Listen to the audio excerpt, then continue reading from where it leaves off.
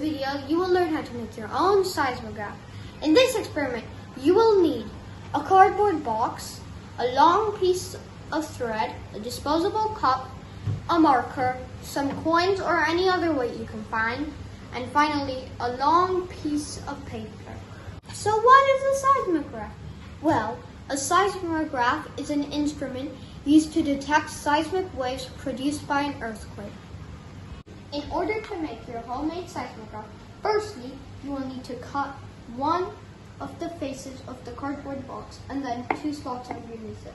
Secondly, you will need to attach strings to the cardboard box and then its disposable cup. Then you should make a hole at the bottom of the disposable cup so you can insert your pen.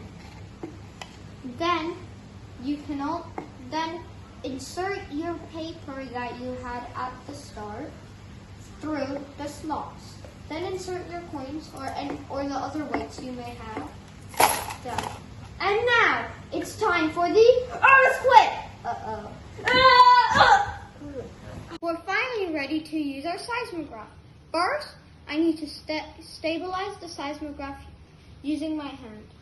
Then, gently, I will pull the paper. When there are no shakes, there should be a straight line. But if there are shakes,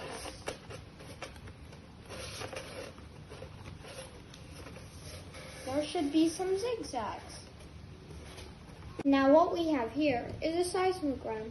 As you can see, the straight lines don't simulate any earthquake symptoms. But when you go to the squiggly and more sharper lines, you can tell that an earthquake has happened. The sharper the lines are and the longer they are, that means the earthquake was much harder than the less sharper they were.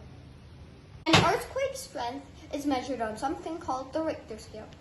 Each increase of 1 on the Richter scale means it's 10 times stronger than the last one. The Richter scale goes from 1 to 10. The strongest earthquake yet was 9.5 magnitude on the Richter scale. Did you know where and when it happened? Thanks for watching. Bye!